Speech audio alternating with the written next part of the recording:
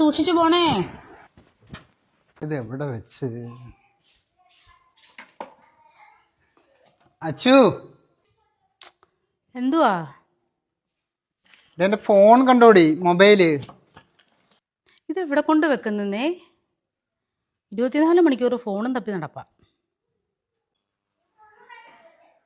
ഇവിടാണല്ലോ വെക്കുന്നത്. അത് അവിടെ എവിടെയെങ്കിലും കാണും. ഇപ്പൊ കടയിൽ കൊണ്ടുപോയിട്ട് തിരിച്ചു കൊണ്ടുവന്നോ? എൻ്റെ കടയിൽ നിന്ന് ഇറങ്ങുമ്പോൾ ഞാൻ ഫോണിൽ സംസാരിച്ചുകൊണ്ടാണ് വരുന്നത്. ഞാൻ ഇവിടെ വരെ വന്ന് കയറി ഇവിടാന്നോ വെച്ചായിട്ട് ഓർമ്മയുണ്ട്.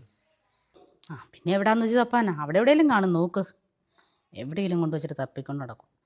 ഇതിപ്പോഴേ കഴിഞ്ഞ 2 മാസം കൊണ്ട് 3ാമത്തെ ഫോണാണേ കാണാനില്ലെന്ന് പറയുന്നത്. ഫോൺ വാങ്ങിക്കാൻ പൈസയുണ്ട്. കാണാതാകുമ്പോൾ ഫോൺ വാങ്ങിച്ചാൽ മതി. നമ്മളെന്തെങ്കിലും ചോദിച്ചാലോ പൈസയില്ലാത്ത. 3ാമത്തെ ഫോണാ.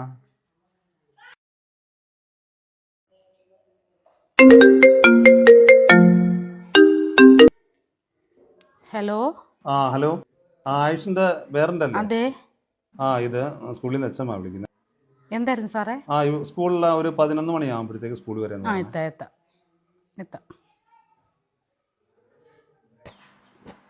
കയറി വരൂ.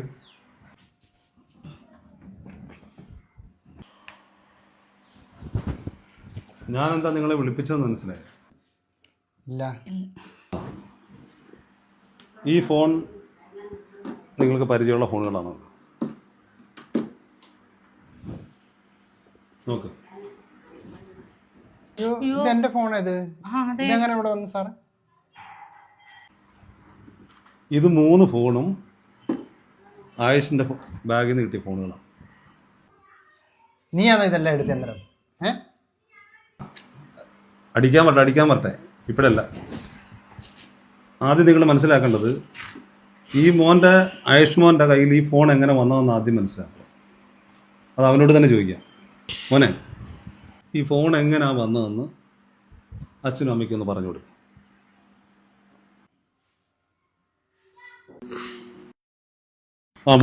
അച്ഛനും അമ്മച്ചയും ഞാൻ എന്തോ മിണ്ടാൻ വന്നാലും എപ്പോഴും ഒരു ഫോണില്ല. അച്ഛൻ്റെ കൂടെ എനിക്ക് വണ്ടി കയറി സ്കൂളിൽ വരാൻ ഭയങ്കര ഇഷ്ടമാണ്. അപ്പോഴും അച്ഛൻ്റെ ഫ്രണ്ട്സിൻ്റെ കൂടെ ഫോണില്ല.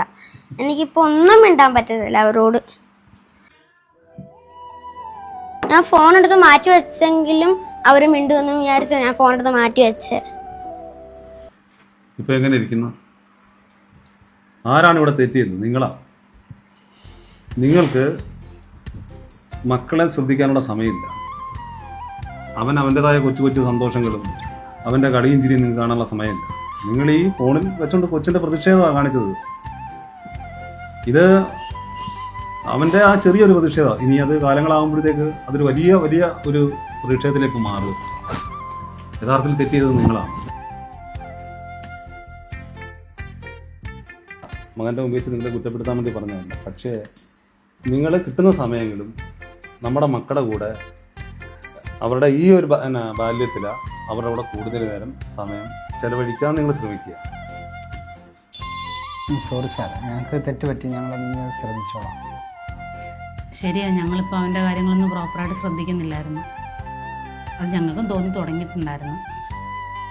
ഇനി ഞങ്ങൾ ശ്രദ്ധിച്ചോളാം സാറേ. ഇനി ഇങ്ങനൊന്നും സംഭവിക്കത്തില്ല. സോറി മോൻ ഇനി ഇത്തരത്തിലുള്ള ചെറിയ തെറ്റുകളൊന്നും കാണിക്കരുത് കേട്ടോ. നന്നായിട്ട് പഠിക്കണം കേട്ടോ. നല്ല മിടുക്കൻ കുട്ടിയായിട്ട് വളരണം കേട്ടോ. ഓക്കെ.